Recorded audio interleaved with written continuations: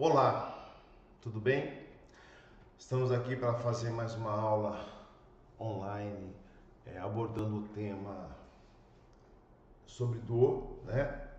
Ou seja, tenho dores na coluna, o que eu preciso saber? Nosso objetivo aqui é esclarecer para você que é paciente de fisioterapia, de quiropraxia, você que tem coluna, que tem dor na coluna, ou que tem outras dores, principalmente as dores crônicas, o que a gente precisa entender, o que a gente precisa saber, e tenha certeza que essa informação que a gente vai passar para você, ela vai ser extremamente útil, inclusive no seu tratamento, no manejo da sua dor, tá bom?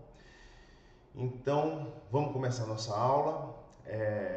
Espero esclarecer todas as dúvidas, ou muitas dúvidas, ou dar informações novas que vão ser preciosas para você, tá bom? Então, vamos caminhar. Então, meu nome é Ulisses Gama, né? Aqui dá um pouquinho do meu currículo. Sou quiropraxista, sou fisioterapeuta, tenho algumas especializações, certificações no subgrupo de coluna, formação no método Mackenzie, sou proprietário da Quirofisio, Quiropraxia e Fisioterapia e sou professor de quiropraxia desde 2003, tá? Então, entrando no nosso tema, por que sentimos dor? O que acontece, né, para sentirmos dor? Isso é bom ou é ruim?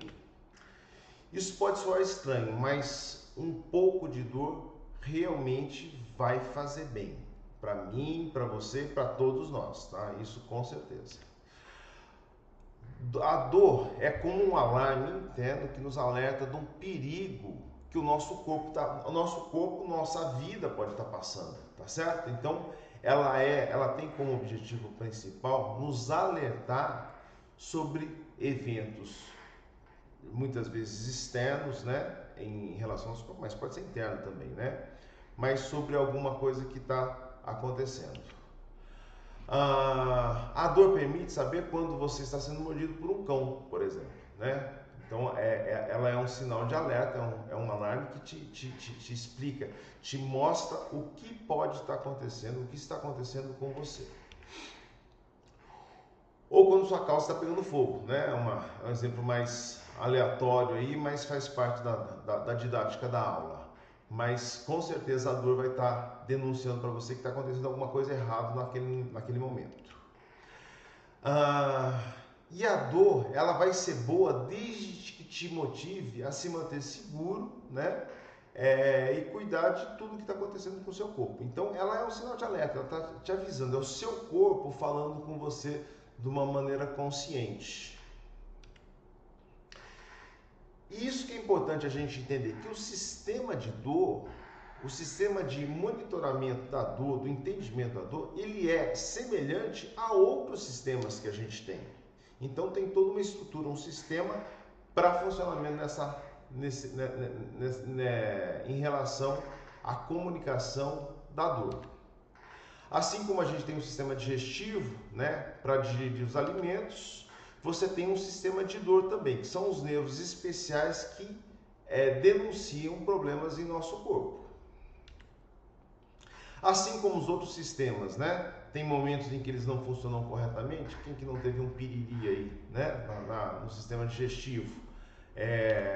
O sistema de dor também pode funcionar erroneamente. Então a gente pode ter um problema simplesmente no sistema que identifica, que comunica a dor, né? Então a gente precisa entender isso, principalmente nas dores mais longas, e para a gente entender também o que a gente pode fazer em relação a isso, né? Como que a gente pode atuar ativamente em relação a esse problema no sistema de comunicação da dor. A maneira do sistema de dor poder funcionar mal é por não produzir bastante dor. Você vê que incrível, né? Às vezes a gente se queixa de dor, mas muitas vezes quando o sistema de dor ele tem uma função abaixo do necessário, ele vai gerar também muitos problemas mesmo, né? Todos os anos nascem crianças sem a capacidade de sentir qualquer dor. Isso aparentemente é uma coisa muito boa, muito agradável, né? Seria ótimo não ter dor nenhuma, não sentir dor nenhuma, mas o grande problema disso é que essas crianças, essas pessoas, né, que têm essa falta de percepção de dor, são incapazes de aprender a evitar situações perigosas. Então muitas vezes ela pode quebrar uma perna, quebrar um braço e nem perceber isso e não tomar as atitudes necessárias para o cuidado desses eventos, né? Então essas são as questões principais aí para essas crianças, essas pessoas. Infelizmente, essas crianças podem ficar permanentemente feridas em uma idade precoce. E isso pode gerar danos, inclusive fatais, em relação a essas crianças. O sistema de dor também pode funcionar de maneira diferente, produzindo muita dor. Então a gente falou dos casos onde essa dor ela é diminuída, ela é menor, né? Mas a gente tem os casos onde a percepção da dor é em excesso. E quando isso acontece, um simples apertão na bochecha, um belisco na bochecha, você pode ter uma percepção de muita dor. E coisas que não deveriam doer muito, né? Como um toque de carinho. Isso pode, em algumas situações, gerar também a dor.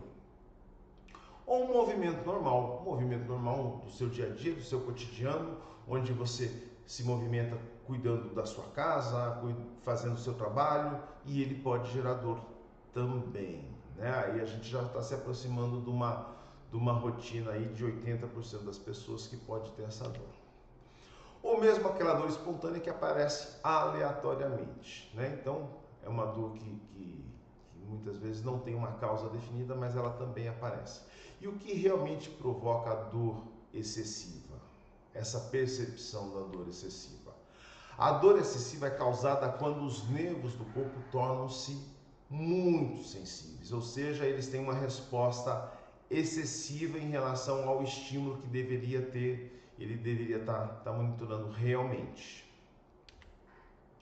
Os nervos que produzem dor são células vivas, ou seja, elas estão em constante mudança. E como outros seres vivos, essas células nervosas podem mudar fisicamente também.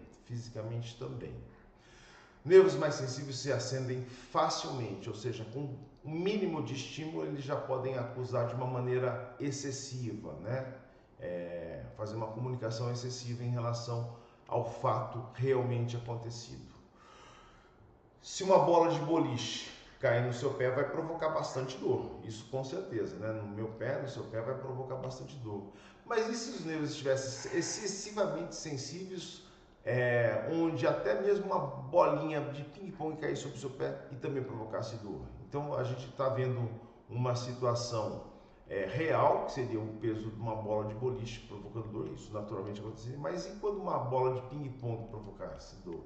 Então a gente percebe que esse sistema de dor não está funcionando de uma maneira correta ou real. A hipersensibilidade nervosa é algo físico, observável e mensurável. A gente pode perceber isso e medir isso, tá?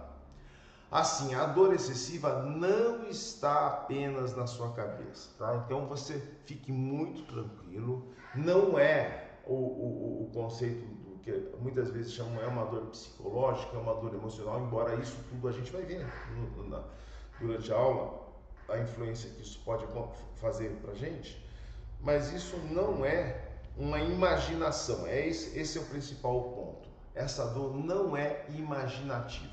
Tá bom? Então não é coisa da sua cabeça. A dor excessiva simplesmente significa que os nervos se tornaram muito sensíveis e estão acendendo muito facilmente. Por que o corpo quer fazer os nervos mais sensíveis? Qual o motivo disso acontecer? Né? Existe sim um motivo. O nosso corpo, a nossa máquina, ela é perfeita, né? E tem alguns motivos para isso. Sempre depois que a gente tem uma lesão, uma doença, o corpo quer proteger a área, né, para ajudar a cura. Naturalmente, quando você machuca uma região, você minimiza o movimento, né? E um exemplo claro que a gente vê sempre é dos animais, do cachorro que se machucou. Ele vai andar menos, ele vai minimizar os movimentos e a gente, de uma maneira ideal teria que fazer isso também. Então a gente protege a região para se recuperar de uma lesão, para aquele tecido se cicatrize e volte à normalidade. Assim, como isso acontece? O corpo libera substâncias químicas que tornam os nervos mais sensíveis. Então, ele acende mais aquela dor para você prestar mais atenção na região e proteger melhor essa região, certo?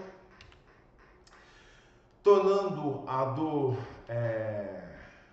com a dor mais tomando que a dor venha com mais facilidade, fazendo você tomar mais cuidado com aquela determinada parte do corpo. Então, teu corpo fica em alerta e você mais protegido pela essa atenção à dor mais evidente. Essa é a reação normal do corpo para proteger enquanto ocorre o processo de cura. O nosso corpo ele vai se curar, né? Então essa é um processo natural.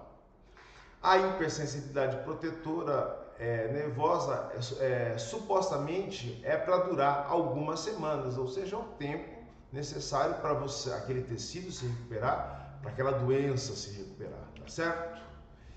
E assim desaparecer como um toque de mágica por completo essa hipersensibilidade do sistema de dor. Mas às vezes acontece alguma coisa errada. Então, às vezes esse sistema ocorre uma falha na remissão desse impulso exagerado, tá? Por exemplo, a hipersensibilidade pode durar mais do que deveria. E quando a hipersensibilidade nervosa era para ocorrer apenas na área lesada, ela pode também se expandir, tá? A hipersensibilidade nervosa pode começar a se espalhar por outras partes do corpo. E isso começa a ficar bastante confuso, tanto para você como para o profissional que está te atendendo, tá? A boa notícia é que o nervo hipersensível também pode mudar para se tornar menos sensíveis. Então ele pode ocorrer esse erro, mas a gente tem muitas vezes como reverter isso. Enquanto os médicos são os especialistas para diagnosticar e tratar lesões ou doenças, você é quem vai ser o perito para diminuir a sensibilidade nesses nervos. Ou seja, você tem a faca e o queijo na mão, com a orientação adequada, que é o nosso objetivo aqui, tá? Você vai, a partir do momento que não existe mais uma lesão, essa lesão já se recuperou e você tem uma hipersensibilidade, você vai ter a faca e o queijo na mão, todas as ferramentas para fazer esse trabalho de dessensibilização desses nervos. A analogia que a gente usa é sobre pensar sobre o tratamento da dor persistente. Então a gente está falando não exatamente aquela dor que durou alguns poucos dias, mas aquela dor que não passa, aquela dor mais prolongada. Então a gente vai comparar a dor com um alarme de incêndio. Fundamental, né? Então a dor ela avisa sobre um evento. Então comparando ele, fazendo essa relativização com o alarme de incêndio. O alarme contra incêndio soa durante o incêndio para te alertar, para que você sobreviva, para que você salve mais coisas, mais pessoas, né? Mesmo que o alarme é alto e desagradável, somos gratos, pois ele salva nossas vidas durante o incêndio. Então ele tem uma função bastante específica e características bastante específicas de ser estrondoso mesmo, né? Para que alerte todo mundo. Mas o que aconteceria se um alarme de incêndio estivesse desregulado e muito sensível? Olha aí, a gente fazendo na analogia o que pode acontecer com o nosso sistema nervoso. Então, um alarme de incêndio desregulado extremamente sensível. Agora, você imagina um alarme de incêndio desencadear, né, ser ligado apenas por o fogo de uma pequena vela. Um alarme hipersensível iria ligar frequentemente, muito mais do que o necessário e sem função alguma em termos de salvar vidas ou um patrimônio. Isso interromperia, por exemplo, festas de aniversário ou jantares românticos, isso tudo, ou seja, ia atrapalhar o seu dia a dia, tá certo? Um alarme hipersensível poderia soar de forma aleatória, sem qualquer fumaça, ou seja, sem nenhum motivo, ele poderia estar suando ou acusando do desconforto. Como um alarme mais sensível, os nervos do corpo ficam mais sensíveis. Eles se acendem com mais frequência, criando dor excessiva, interrompendo a sua vida normal. Aí isso começa a atrapalhar o quê? O nosso dia a dia, né? A tua função, o seu trabalho, o convívio com os familiares, né? O que você faria se o alarme da sua casa não parasse de tocar?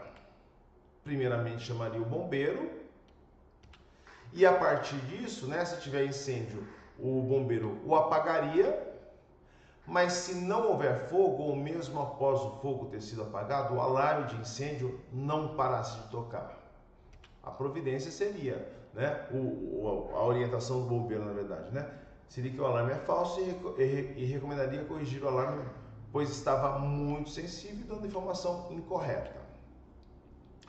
Os bombeiros são os especialistas em apagar incêndios, mas você precisa de um conjunto diferente de habilidades para reparar o alarme de fumaça que esteja excessivamente sensível.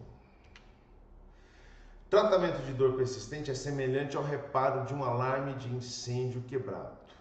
Então, aqui a gente está chegando ao ponto importante. Numa dor crônica, numa dor persistente, a gente tem que entender que a gente vai ter que tomar algumas providências diferentes, como consertar um alarme de incêndio quebrado. A estratégia principal é ajudar os nervos do sistema de dor a se tornarem menos sensíveis. A gente vai montar algumas estratégias para que isso possa acontecer. Vamos falar então sobre um elefante na sala, é um assunto meio tabu, mas a gente tem que falar, esse o nosso caminho de resolução de uma dor mais persistente, mais crônica. Quando se trata de dor, muitas pessoas preferem evitar falar de cérebro, tá? Por quê? A gente tem motivos para isso. Por que esse tema é tão desconfortável falar de dor e cérebro? Por muitos anos, alguns médicos tiveram a visão simplista da dor, de uma maneira errática, errônea, né? Eles achavam que a dor do corpo era física ou psicológica. Só tinha essas duas alternativas.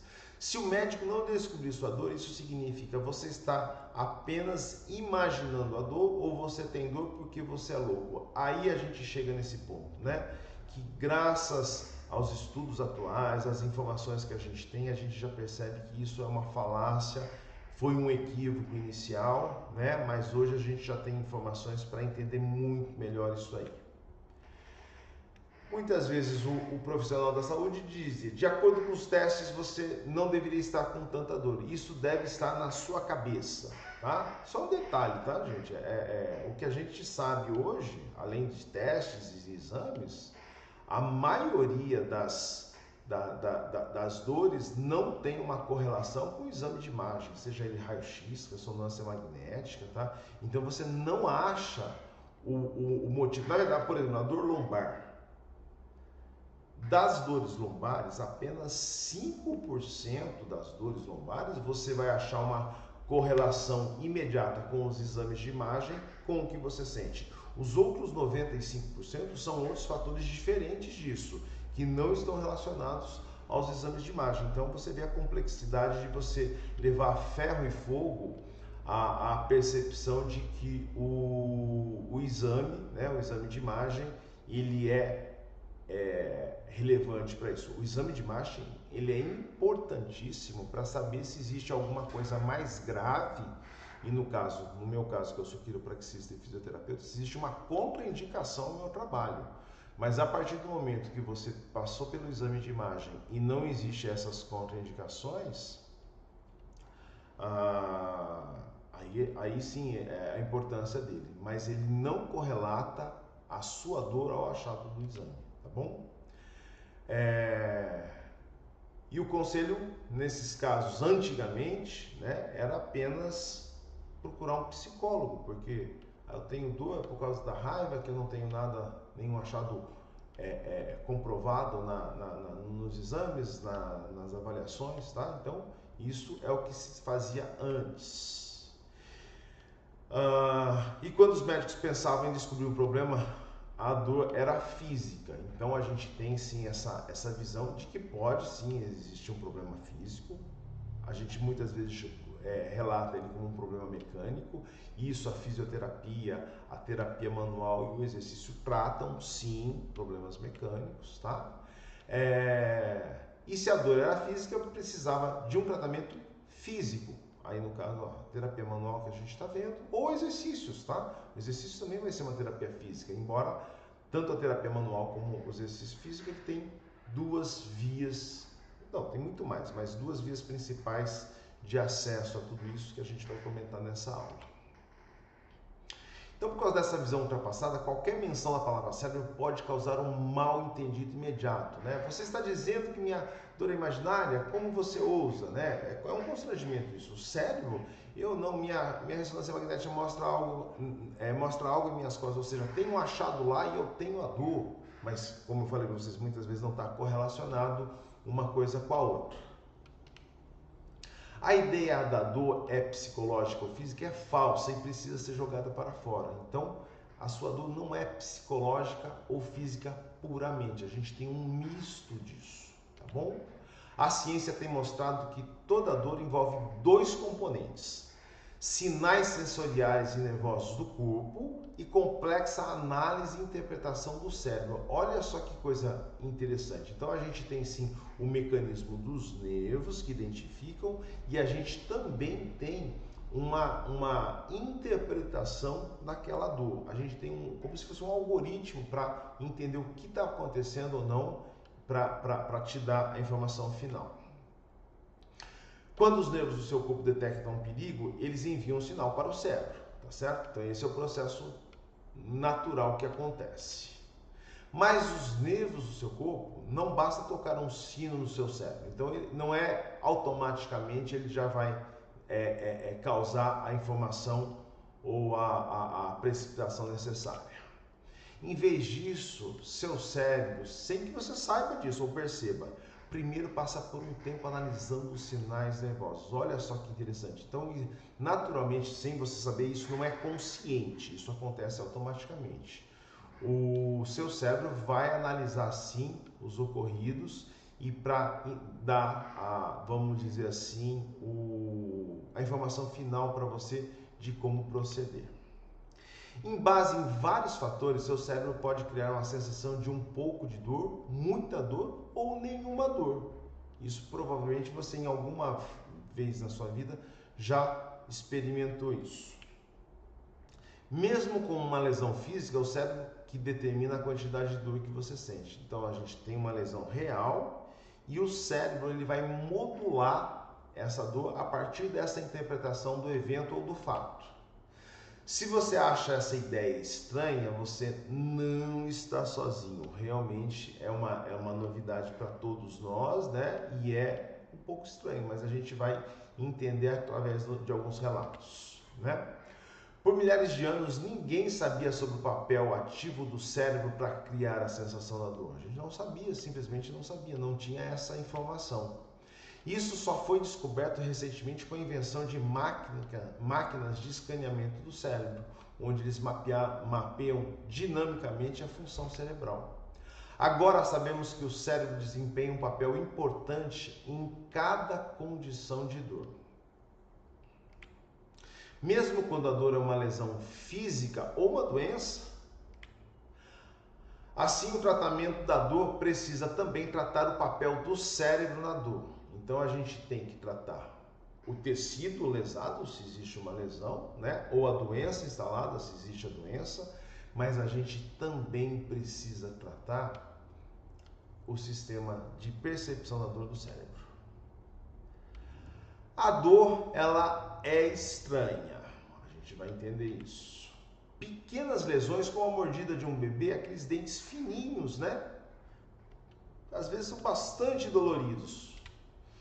Enquanto lesões grandes, como a mordida de um enorme tubarão, pode não doer quase nada.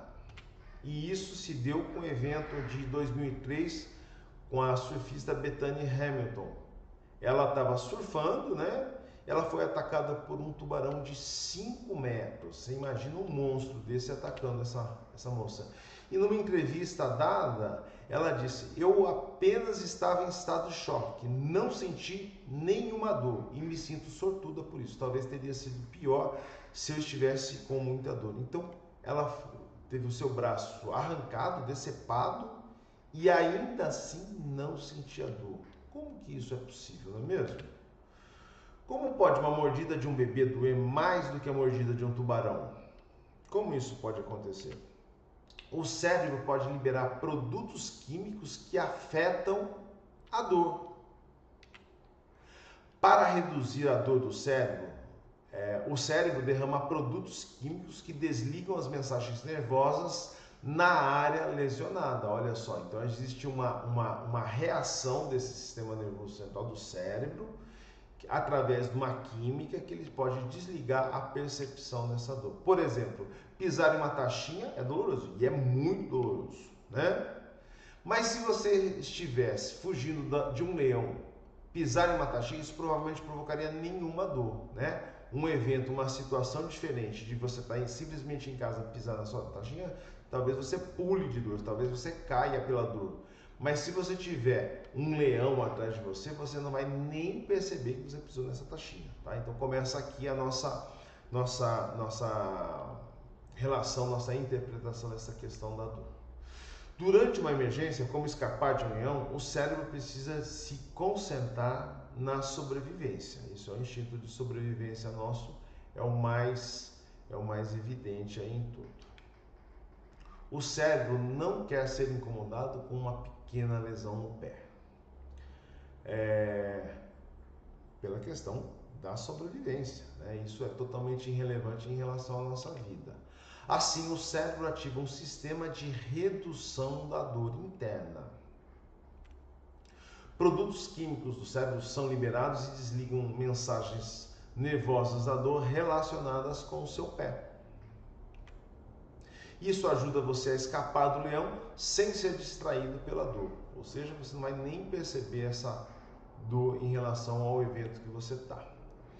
Esse sistema de alívio de dor interna tem um nome: inibição descendente. Olha só que maravilha, inibição descendente. Então esse sistema ele é ativado onde de cima para baixo, né, top down, a gente consegue fazer a diminuição dessa percepção da dor, a inibição descendente. Essa inibição descendente não é uma ideia estranha ou mágica. Esses são os produtos químicos de alívio da dor que o cérebro pode liberar. Então é um remédio para o alívio da dor. Automaticamente nesses eventos, nessas situações, existe uma série de produtos químicos que são produzidos no cérebro e liberados para inibir essa dor. Essas são as regiões cerebrais que ativam a inibição descendente e libertam aqueles maravilhosos produtos químicos que reduzem a dor, né? Então a gente tem a região periaquidutal e a região da medula, né, que produzem esses produtos químicos que inibem a nossa dor pela inibição descendente. A inibição descendente é ativada pelo cérebro, mas os nervos carregam os produtos químicos pelo corpo. Então a condução desses produtos químicos ocorre através dos nervos. Uma seção interna na sua medula espinhal é dedicada a trazer produtos químicos e mensagens nervosas de inibição, descendendo do seu cérebro para o resto do seu corpo. Então o cérebro, a continuação do cérebro é a medula, e pela medula esse produto químico é espalhado por todo o seu corpo.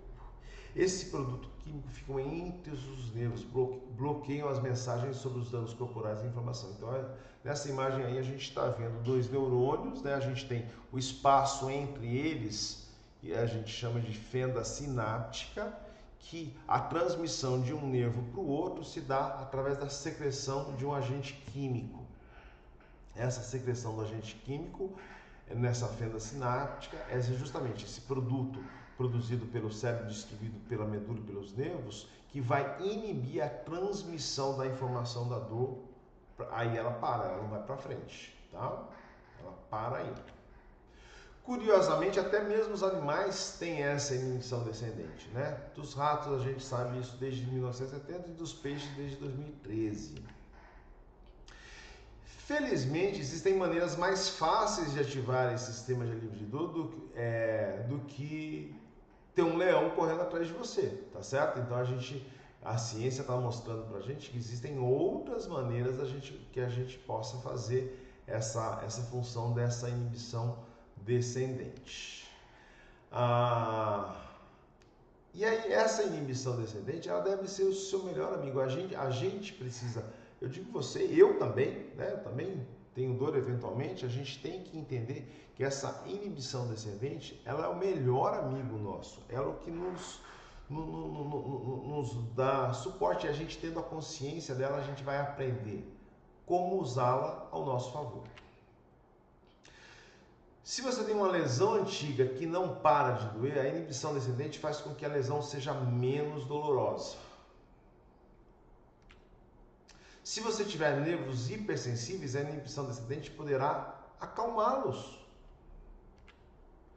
E na história de recuperação da dor, a inibição descendente é o bom rapaz, é o nosso herói, é o que a gente vai aprender a usar, que a gente pretende, né? Que a gente quer usar isso em todos os momentos necessários. Mas essa história de dor também tem um cara mau, então a gente tem o inverso do nosso herói também, né? Acontece que o cérebro também pode liberar substâncias químicas que amplificam a mensagem de dor relacionada ao nervo. Então a gente tem um trabalho inverso do que a gente falou aqui, a gente tem um amplificador da dor, tá? Esses produtos químicos gotejam dentro do cérebro para a medula espinhal e causam mais dor. Da mesmo sistema da inibição, a gente tem essa amplificação da dor. Esses produtos químicos entram entre os nervos e amplificam as mensagens sobre o dano corporal ou inflamação. Da mesma forma da inibição, a amplificação acontece também na fenda sináptica. Quando esse processo é ativado, muitas vezes os nervos do seu corpo mudam fisicamente, tornam-se mais sensíveis por um longo tempo.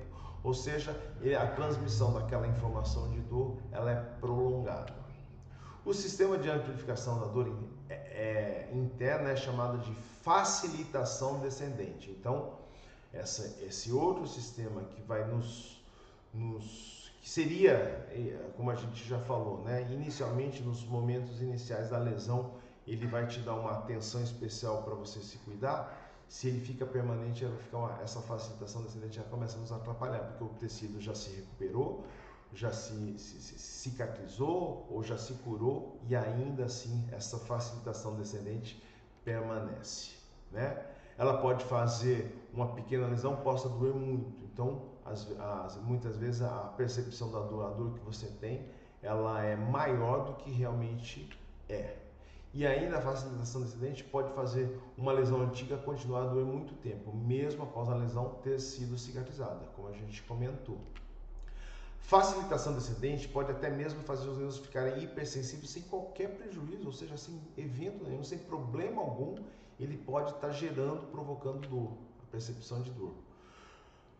As razões, né? Muitas vezes a questão genética ela contribui para isso, faz com que algumas pessoas tenham um sistema de amplificação de dor interna que é naturalmente hiperativo, então é uma característica pessoal da pessoa, né?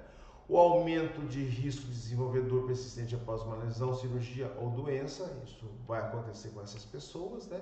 E pode fazer mudanças normais do corpo, como a artrite, artrose. Se você já fez um exame de ressonância, de raio-x, tem lá desgaste, artrose, que faz parte do nosso envelhecimento. Vejam bem, esses achados nos exames de imagem de artrose, bico de papagaio, desidratação do disco, isso é tão certo que a gente vai ter como uma ruga no rosto, tá? Mas não necessariamente isso deve ser excessivamente dolorido. Aí a gente está falando dessa ampliação descendente aí, tá? Então, assim, é natural que com o passar do tempo os exames de imagem acusem sim achados, mas como eu falei para vocês inicialmente, apenas em 5% eles são fatores causais de dor. Os achados de imagem estão relacionados à causa da dor, tá? Então você não deve se impressionar se você fizer um exame de imagem e você tiver esses achados, tá? Você sendo acompanhado por um profissional da área de saúde, todo mundo vai entender o que está acontecendo, vai dizer se existe risco ou não. Esse exame de imagem, na maioria, felizmente, na maioria das vezes, não denuncia nada grave, mas sim achados normais de um envelhecimento normal, tá? E que jamais vai causar uma dor excessiva. Então, esse é o ponto principal. Então, muitas vezes você tem a dor e tem um achado ínfimo na imagem, você vai relacionar ou alguém vai te dizer que a sua dor é daquilo. E não é, tá? Além da genética, existem muitos outros fatores que podem afetar a atividade desse sistema. Por exemplo, a expectativa da dor ativa a facilitação descendente, ou seja, se você achar que vai doer, isso pode ativar essa facilitação, esse aumento da percepção, que é uma produção química do cérebro. Isso pode acontecer com você e você realmente sentir mais dor, só pela expectativa de dor. Em um estudo recente, os pesquisadores colocaram um creme nas mãos de alguns voluntários, tá? E o creme era simplesmente uma loção hidratante normal. Só que as informações que os pesquisadores passaram foi o seguinte: esse creme foi feito de pimentas e vai ser muito doloroso para um grupo desses voluntários da pesquisa. Então, um grupo deles, a informação que foi passada é que seria um creme ardido. Algo interessante aconteceu: apenas as pessoas que foram informadas que o creme seria doloroso. A expectativa de dor foi suficiente para ativar a facilitação descendente. Olha só, um creme totalmente inócuo em relação à produção de dor, pela informação, ele ativou sim a facilitação descendente de dor. E os pesquisadores puderam realmente ver que a atividade de dor no nervo relacionado à medula espinhal se tornou amplificada. Então, a partir de imagens, isso foi comprovado a partir de imagens, que a informação que um creme inócuo produziria dor, né? Isso foi alterado no exame de imagem da região. Reduzir a facilitação descendente é uma parte importante no tratamento da dor. E aí é com a informação que a gente vai conseguir isso, tá certo? De uma maneira bastante prática. Imagine-se sentado no sofá assistindo TV, quando alguém que você ama vem e coloca o braço em volta de você. O toque é agradável e o seu corpo relaxa. Isso é muito aprazível, isso é muito gostoso, certo?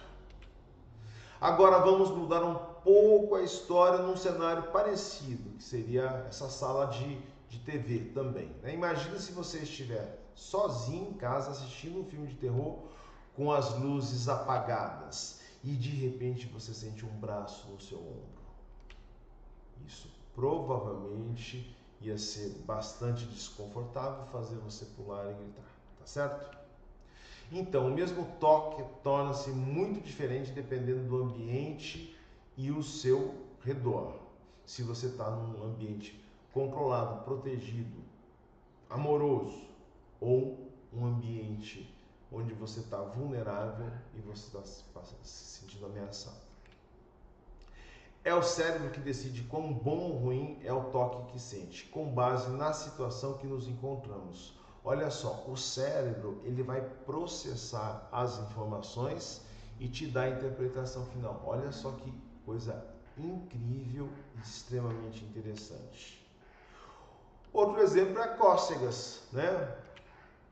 Quando minha filha cutuca meu pescoço, as cócegas fazem rir, né? Então muitas vezes a criança vem, ou você mexe na criança e só de colocar a mão já provoca aquela dor, aquela cócega incrível. Mas olha só, a pessoa mesmo que sente cócega no pescoço não consegue provocar cócega nela mesma. Isso nas outras partes do corpo também. Uma pessoa pode provocar, mas ela mesma não consegue provocar as cócegas naquela região. E se um estranho se aproximar e tentar pegar seu pescoço, não acho que iria sentir cócegas. Olha só, então a gente está dizendo que uma outra pessoa consegue provocar cócegas em você e você não consegue. Mas se uma outra pessoa vier com uma outra atitude, num outro clima, provocando uma outra sensação em você, né? Certamente não vai ser cócegas que você vai sentir no pescoço. Você vai estar num estado de ameaça. Como isso relaciona com a dor? O que a gente pode usar isso, aprender com isso e usar na questão da dor? Então, mais um experimento. Olha só que experimento interessante esse aqui. Em um estudo de 2013, pesquisadores colocaram um aparelho de pressão arterial nos participantes e encheu bem apertado. Então, aquele esfigmo que a gente faz a avaliação da pressão arterial, né? Então, grupo de voluntários, 2 grupos, onde colocou o aparelho e apertou bastante. A metade do grupo foi dito o seguinte: estamos testando a sua tolerância à dor. Mantenha a abraçadeira no tempo possível. Então, quer ver o quanto a pessoa aguenta a dor. Essa foi a informação para um grupo. Agora, no outro grupo, essa é uma nova maneira de fazer seus músculos mais fortes. Quanto mais tempo você mantiver o esfígmo apertado, mais forte seus músculos vão ficar. Ou seja, a gente estava apresentando um ganho daquele experimento, daquela experiência.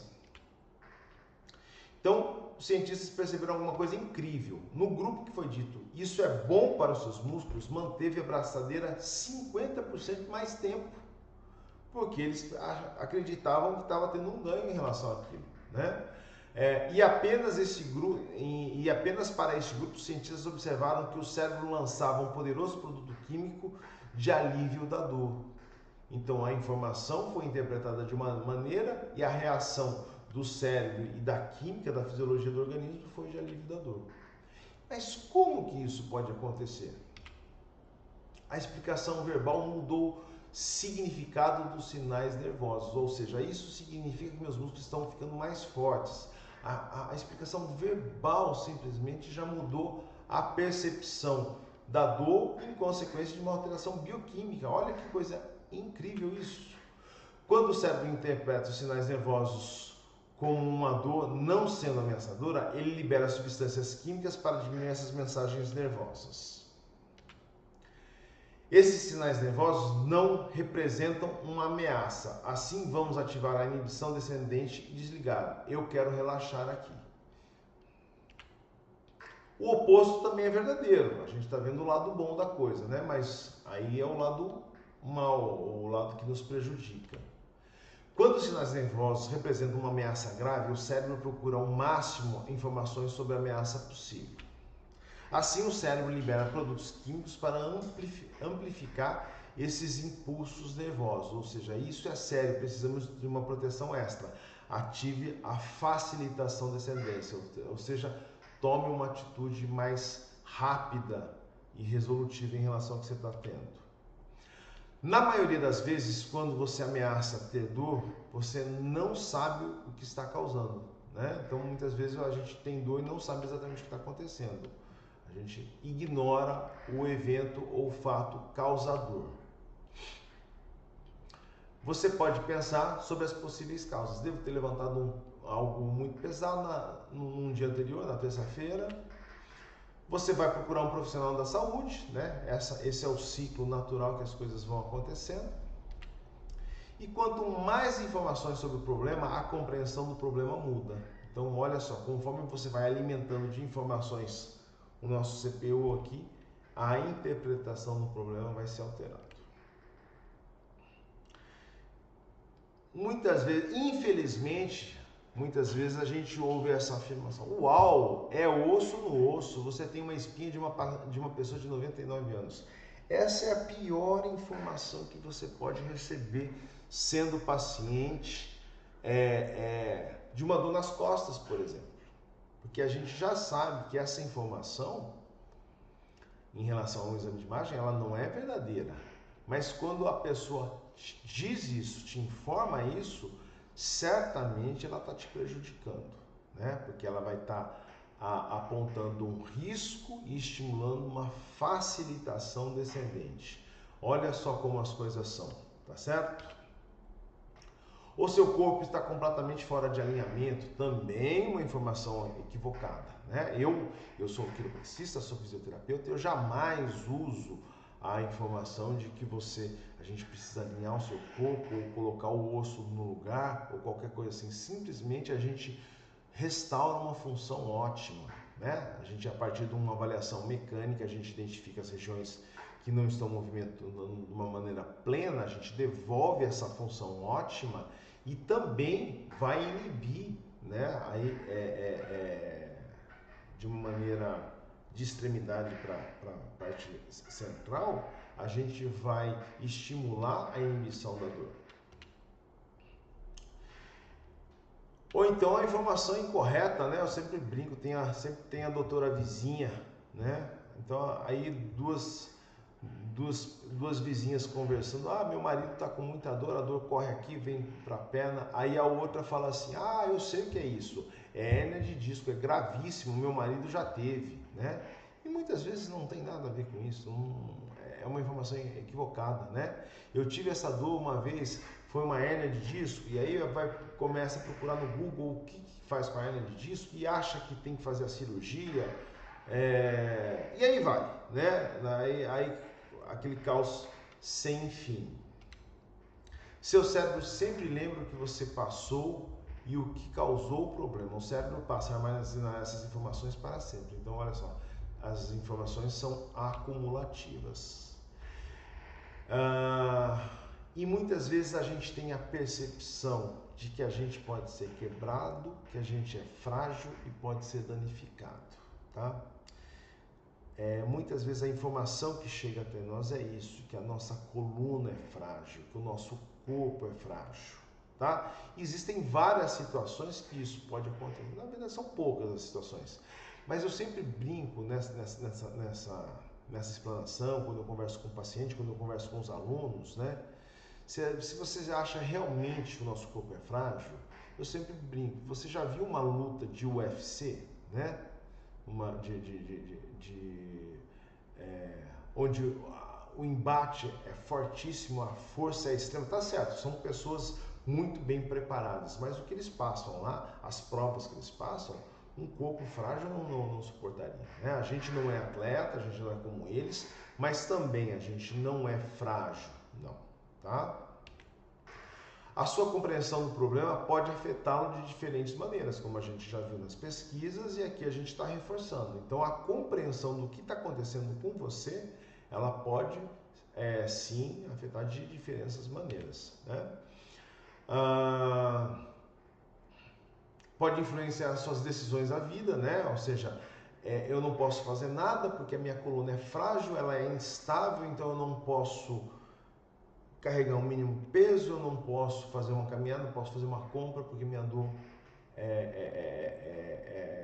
a minha coluna é instável, né?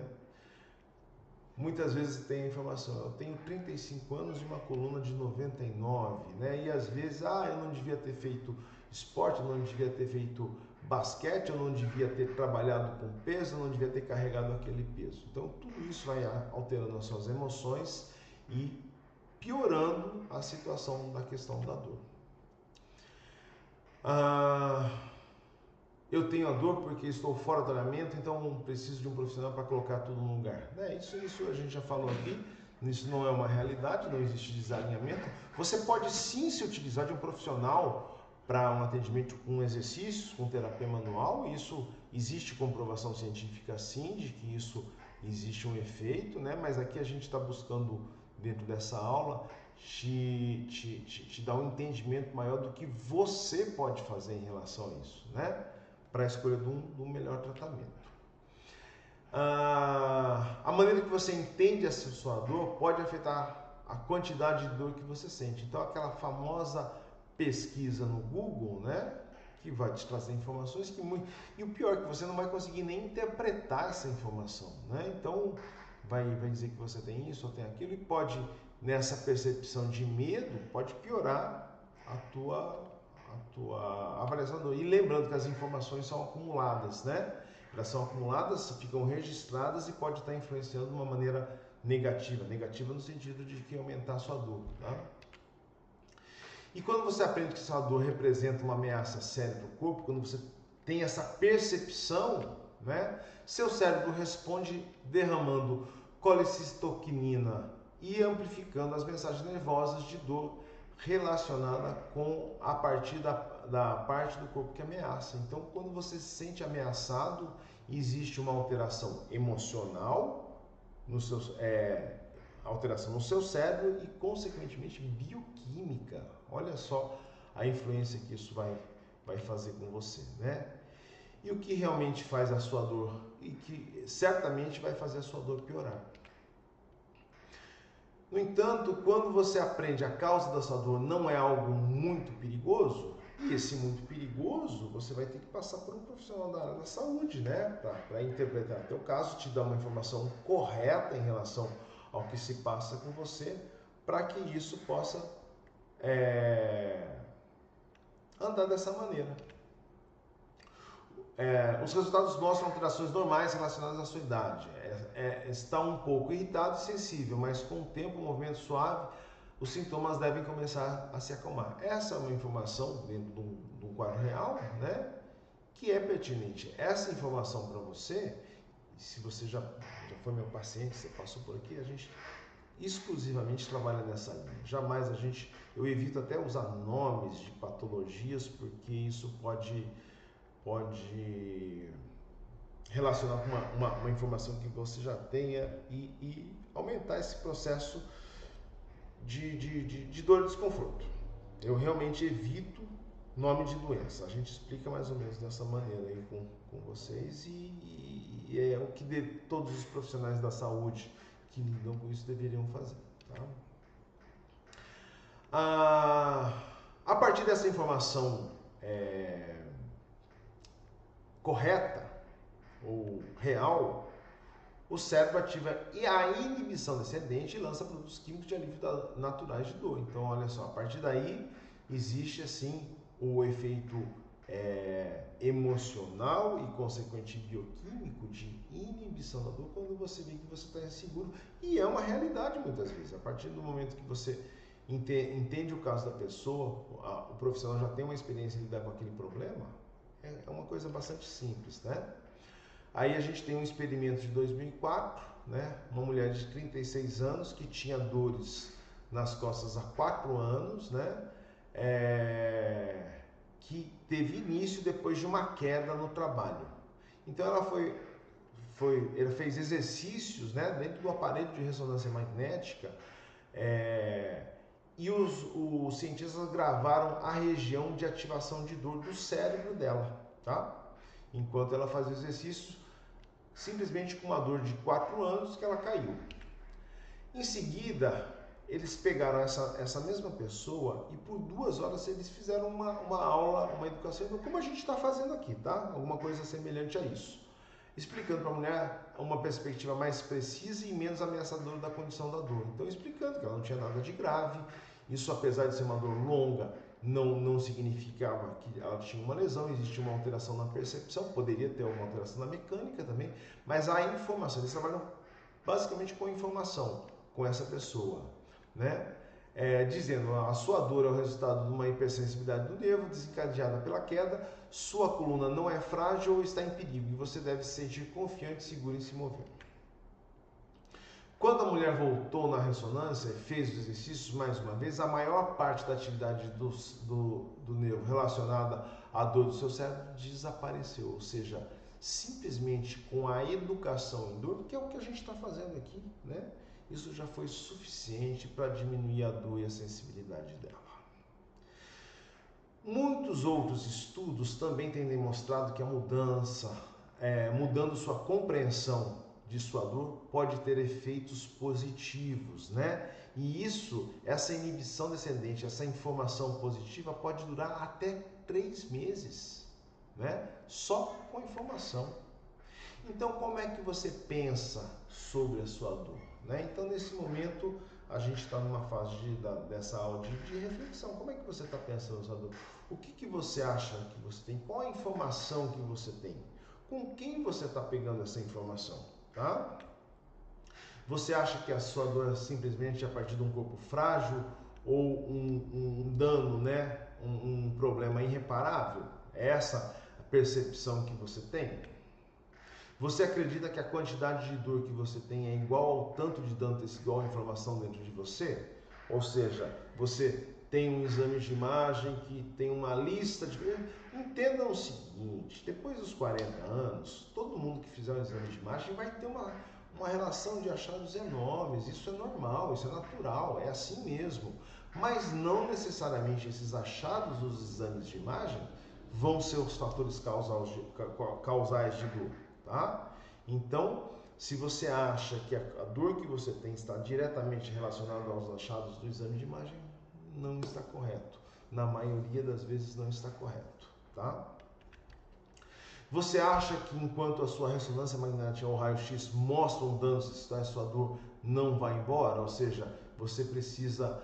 E tem coisas que não vão sumir nos exames, tá certo? Por exemplo, a artrose é uma coisa que a gente vai ter e vai aumentar, mas não necessariamente isso vai causar dor em você, né? E você não vai fazer uma ressonância e não tem mais artrose, e aí você vai ficar sem dor. Isso não existe, tá? Então, a gente tem que separar a relação dos achados dos exames de imagem, que são importantíssimos para a gente saber se existe um problema mais grave ou uma contraindicação no trabalho da terapia manual, dos exercícios, com a dor que você realmente sente, tá? Como você conseguiu entender a sua dor, então, a partir disso? Né? Das informações que você acumulou, lembra que as informações vão se acumulando e o cérebro vai interpretando a partir dessas informações. E aqui a gente está, nesse momento, querendo esclarecer para você, fazer um acúmulo de outras informações para que você possa trabalhar isso de uma maneira diferente. Tá? Você acha que um movimento, um exercício é perigoso para o seu corpo? Por que seria perigoso? E por que não seria perigoso? Né? Por que tudo isso? Que informação ajudaria você a começar a pensar sobre a dor em termos de sensibilidade nervosa, inibição descendente e facilitação descendente? Quais são as informações? Né? Qual a fonte de informação de saúde pode ser confiável para que você esteja atualizado? Né? Você vai usar uma informação arcaica? Né? É melhor não. Então, e a gente está aqui justamente para isso, tá? Então, eu acho que essa base dessa informação nessa aula está sendo dada, foi dada, né? E as dicas finais que a gente pode dar para vocês é o seguinte, que você ter um entendimento do que acontece e dos processos, né, de inibição, facilitação da dor, está dado aqui. Outra informação que a gente tem que dar para vocês, que muitas vezes não foi abordado nessa aula, mas o sistema, que a gente falou praticamente do sistema top-down, ou seja, do cérebro para baixo e as extremidades. Mas a gente tem um outro sistema que são das extremidades, ou seja, do nosso corpo para cima, que também ocorre essa inibição da dor. E onde você vai... de uma maneira ativa, né, a partir do momento que você já tem um entendimento, que é o top-down, o entendimento de como tudo se processa e de como a emoção pode te influenciar, a gente pode também, através de exercícios ou de terapia manual, a gente pode estimular isso. No caso da terapia manual, você depende de um profissional, e não há mal nenhum nisso, tá? O exercício, muitas vezes, também você depende para uma orientação correta, uma dimensão de carga, de intensidade correta, né? Basicamente, o exercício vai ser sempre de que maneira ele vai ser aplicado? Ele sempre vai ser numa dose máxima que não te piore, tá? Sempre numa dose máxima que não te piore. E se você está com muita dor, essa exposição tem que ser gradual para que isso não agrave ou piore o seu problema, tá? Basicamente, na questão do exercício, se você fez o exercício hoje numa intensidade X e amanhã você piorou, você passou da intensidade adequada ao possível, tá certo? Mas se você fez o exercício e amanhã você está igual ou melhor, é a dose que você precisa. Aí você vai aumentando a dose sem piorar os sintomas, tá certo? E basicamente, então um exercício bem conduzido, né, que a gente tem inclusive na plataforma do programa Conforto Contínuo, ou somente do Conforto Contínuo, de uma questão online, onde você vai ser, através de uma orientação de uma plataforma digital, você vai entender como fazer isso, tá? Você é capaz, você vai ter autonomia, você vai ter, você tem como, com mais informações, montar uma estrutura de autogestão, de autotratamento das suas dores, né? De uma maneira ativa através dos exercícios. É isso que a gente oferece nas nossas plataformas digitais, né? O objetivo dele é te auxiliar, é fazer uma prevenção de dores, isso vai ser maravilhoso, isso é fantástico, mas muitas vezes até o tratamento mesmo da dor a gente consegue isso de uma maneira muito tranquila, né? Através dessa exposição gradual, dessa movimentação tridimensional, que o movimento ele vai fazer esse estímulo da extremidade para a parte central, para que isso possa ser amenizado, que até o objetivo nosso é sempre deixar vocês sem dor, né? Ou modular a dor no máximo possível. Certo? Então agora, nesse momento, a gente está encerrando nossa aula, onde o objetivo principal foi esse entendimento da educação em dor, saber que você não é frágil, saber que toda interpretação que você tem em relação à sua dor, ela vai influenciar no resultado da sua dor. E essa mensagem final para vocês é que o exercício, o movimento ou a terapia manual, eles também vão te dar um estímulo de modulação dessa dor. Então, se a dor, basicamente, a dor se trata com movimento. Não existe nenhum remédio melhor que esse. Como eu já falei, na dose adequada, na exposição adequada. Mas o movimento, ele realmente vai produzir milagres na questão da sua dor. Bom, espero que essa aula tenha ajudado você, acrescido, né, essas informações. Caso você queira manter contato, aqui estão os endereços do meu Instagram e do meu Facebook, né, Dr. Ulisses Gama, tanto no Instagram como no Facebook. E nós vamos encerrando essa aula. Eu espero tenha te ajudado bastante, tenha sido produtiva. Eu espero que realmente isso ajude a você ter um conforto contínuo, não ter dor e seja mais feliz, tá bom? Então a mensagem de hoje é essa. Muito obrigado pelo seu interesse, muito obrigado pela sua atenção e até uma próxima oportunidade. Tchau, tchau.